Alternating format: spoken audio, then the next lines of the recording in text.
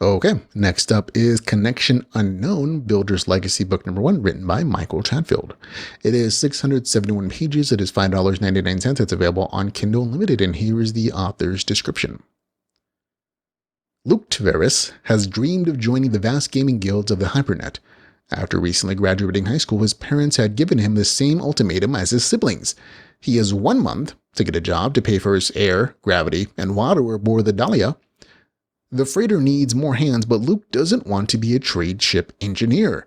In Sphere World, he can mine asteroids, build bots, and make weapons to fuel the system-wide war between nodes. As a free player, it is his own credits on the line. But when his opponents are the very guilds that he wishes to join, he's going to have to use every trick he knows to win. Not a bad novel description. I think it really hits the main points of this. The setting and the world of the story, I think, is a little unique.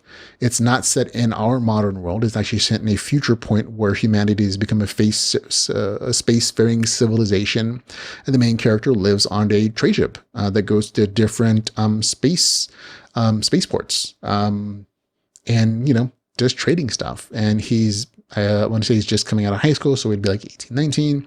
And he kind of has to make this life choice of whether he's going to try to be a pro gamer and get in with guilds and play these different video games for cash, or is he going to take the path that of less resistance, I suppose, and become a trader or a mechanic or an engineer. And it'll be a life of hard work, but it's guaranteed pay and potential success because he has the available knowledge and resources from his parents and being on that trade ship there.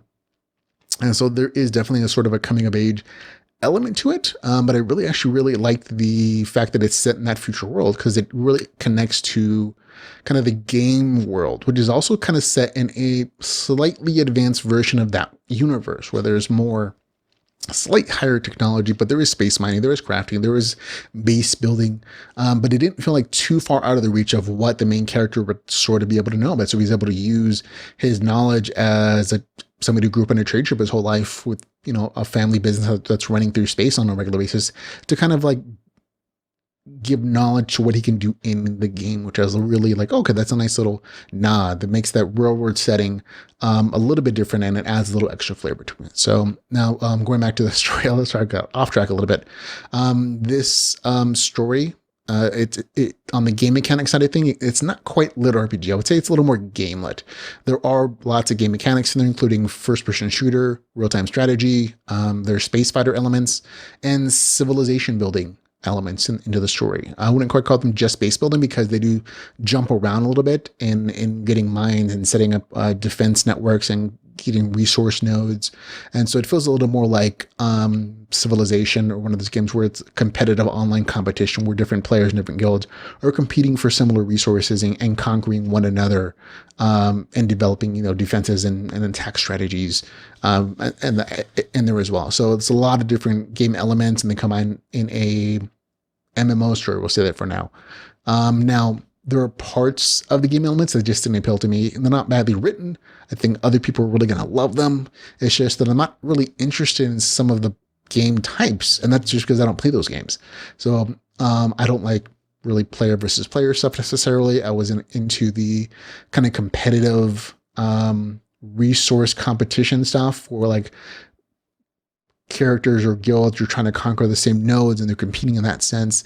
And those were like, really big parts of the story. And I didn't find them boring. They were nicely written. I thought of them more as just good action scenes.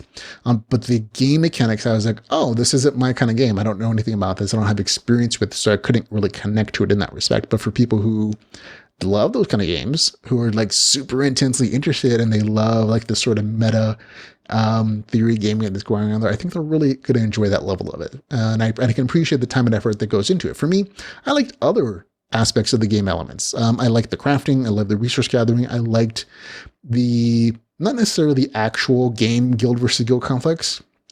I liked the kind of out of game talk about it. Like, oh, there are portions of the story that are told from the guild perspectives. Where like, we need to do this because it's going to get us into this game. We're going to make a ton of money, and they're talking about their different kind of strategies for what they're going to build and how they're going to develop their guild in this new game. And I really liked that competitive because it gave it an element of risk and conflict that you don't really see a ton of. Like, there's a lot of like good kind of social conflict, I would say, in that respect. And I really liked the real world storyline. And that's very rare for me because most of the time I tend to focus on being in the game with the characters and that being like the most important aspect of the story, because it's really hard, in my opinion at least, to make the real world connection important, a real world storyline important to what happens in the game, because that's where all the RPG stuff is. That's where the quests are.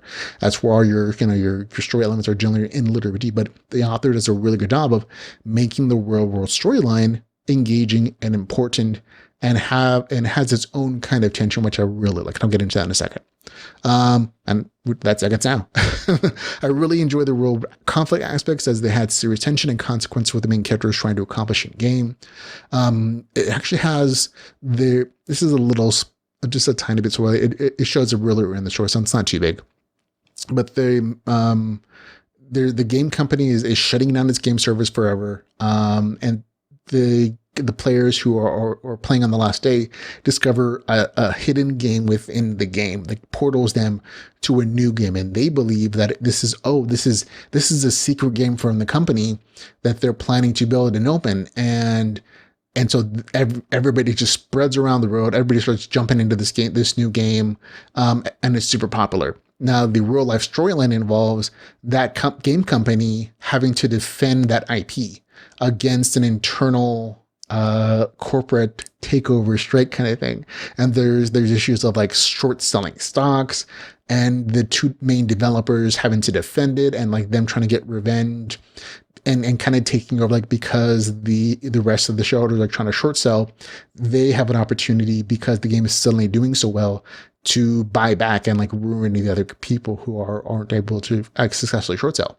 And then it goes into this courtroom setting and this kind of court issue of like, it's a bunch of interesting stuff. That's a little, it's a little courtroom drama-ish. And I'm like, oh, this is different. You don't really see this kind of courtroom drama in a lit RPG or GameLit story. And I was like really engaged with like some of the corporate tactics of it. And I'm not sure if it's going to extend into book 2 or book 3, but at least in book 1, I was very entertained by this kind of real life setting. And of course, the consequences for the game stuff, if it continues or not. And of course, because it also involves like the guilds. So I like that aspect again. It's not gamey at all, but again, very rarely do I enjoy a real life story, storyline as much as this. On the game mechanic side of things, pretty decent. I personally wish there was more RPG elements. I'm always about the RPG progression, classes, sets, stat increases, skill increases, those kind of notifications. I guess I always enjoy like a smaller, personal RPG progression arc where the main character like delves into like the theory building for his character to become powerful. And instead, this is more of a competitive RPG kind of act, like, in like a first-person shooter game or in an action RPG game, where you have a set number of like skill tree builds that you can kind of set up at the beginning of a scenario. That's what this is. Players in this MMO, they don't show up as their character necessarily. They have to like log into a bot that exists in the game, and that bot can be kind of customized for what they're going to do for the quest, whether that's going to be a space pilot or a miner or a defender or a dropship trooper, and whatever loadout they're going to have as far as weapons and armor and ammo and grenades and whatever tools they're going to have. And so each time they kill, they have to get a new bot, which is a personal purchase for them. They only get one first free one, and the rest they have to kind of purchase. But they can also respec that new bot. So again, it feels more like first person shooter kind of RPG experience, as opposed to like a fantasy or a straight sci-fi single player campaign where you have all these levels and each level gets you a certain number of stat points and skill points and things like that. So I generally prefer the former to the latter. But hey, like I said, the other game elements are really going to appeal to other people who like more competitive kind of resource gathering, sort of competitive kind of games. There are also other RPG aspects where perfectly fine. Missions are available.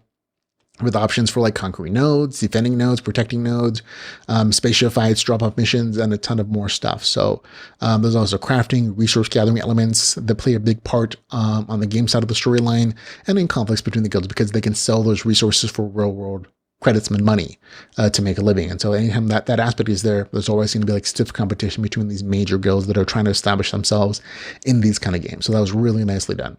Overall, I think this is a really kind of nice story. It loses a little bit of enjoyment for me personally, just because I don't play competitive team combat games. But readers who are interested in that genre of game are going to like this more than me. I think they're going to find a ton of enjoyment in this. Other story elements were still very fun for me. Overall, the story was entertaining. The other game elements, I found things to enjoy. I like the author's writing in general, so this is always going to be a good story for me. So for me, it gets a score of 7.4 out of 10. That just loses a little bit. It's like middle of the road good, slightly under, just because of the elements that I mentioned before. But other readers, I think they're going to really think this is like a really good story or a great story, depending on if like the game mechanic styles appeal to you. So just give it a shot. You'll know within like the first easily 10-15% whether this is going to appeal to you or not. That's Connection Unknown, Builder's Legacy book number 1 with a score of 7.4 out of 10.